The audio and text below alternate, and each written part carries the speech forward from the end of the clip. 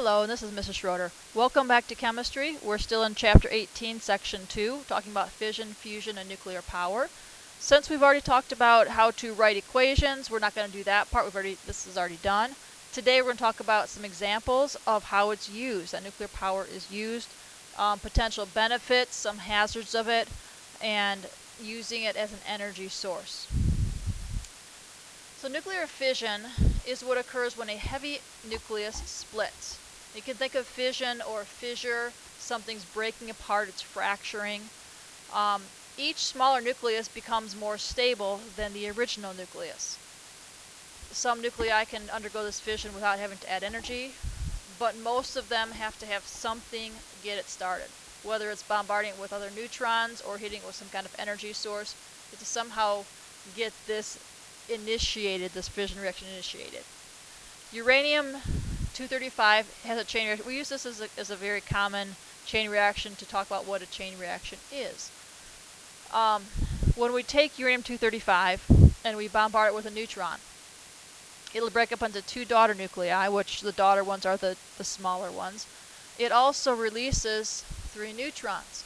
Those 3 neutrons then split apart and hit more. So we start with 1, and we very quickly go to 3 when this 1 splits. Now each of these may, or they may not, but they may hit another uranium-235, which will produce 3 more, and 3 more, and 3 more. Can't see the last one down there. So very quickly we've gone to 9. Now those may hit something else, or they may go scattering off and not hit. But very quickly we get this chain reaction that's growing in exponentially. Because they do go so quickly, they're very difficult to control. But they do produce a large amount of energy. For example, we use uranium-235 to generate energy in nuclear power plants. This is a picture of a nuclear power plant. This is the power plant itself. These 2 huge towers that you see, there's nothing in those except for open space where water can cool down. Water is being, they have air flowing through those. Air is taken in the bottom, it flows through those. It cools the hot water. You see steam being generated because of all the heat that's being given off. Down here is the reactors. But this plant would be one of a type that generates electrical energy. And this is the kind of electricity in the state of Illinois. We have about 30% of our electricity is generated using nuclear power. In the U.S. we use uranium-235.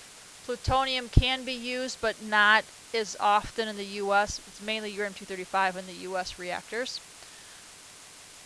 Again, it's a very, very concentrated source.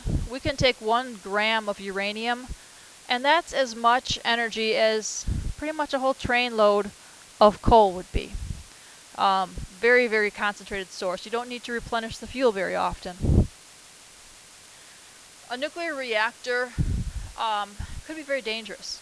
Because of those chain reactions, we have to have ways to control and contain the heat and control and contain the radiation given off. So a reactor starts out with the fuel rods. Fuel rods are right here. They're put inside the reactor, inside this reaction vessel right here. Next, the moderator is something that slows the neutrons down. The moderator is a coolant.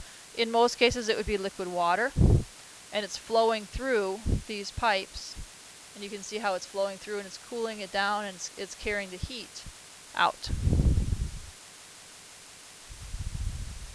The next thing we do, we have control rods in place.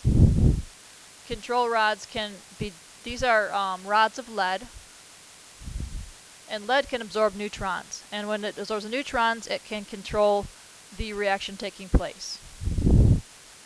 We also use, the 4th thing is the water is heated, which generates steam. Steam can spin a turbine, and the turbine can turn this mechanical energy into an electric current, which can then go out to your homes. We will watch this video on how nuclear plants work when you get to class. There are some disadvantages to nuclear power, though. The biggest one is the radioactive waste, thousands of years, and there's no place to put it.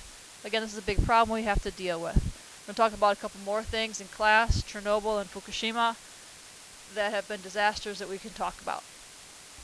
Fusion, now, switching gears to a new thing. Fusion, if you look at the word, is different. Fission was breaking apart. Fusion is putting together. You have a small nuclei, and it's combining. Okay, you're adding them to form a larger, more stable nucleus. So at the end, we don't end up with radioactive waste. We have a more stable nucleus at the end of this. We know it's more stable because it has a higher binding energy per nucleon when it finishes binding. Fusion does release more energy than fission for the same mass as the starting material. So it's a better source. The problem with fusion is you have to have extremely high temperatures. You can't really do it on a scale on Earth. It is the process that occurs in the sun and in stars that produces the energy.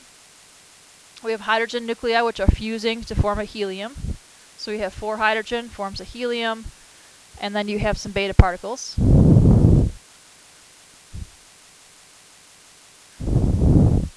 And here's a picture showing you these protons forming our helium.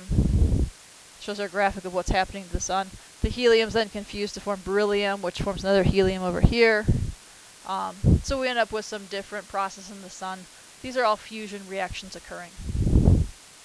Again, this is the process occurring in the sun. Fusion as a power source, again, not very commercially available. You would have to have extremely high temperatures that would basically melt any container you're trying to put it in. It would vaporize metals, in fact, even.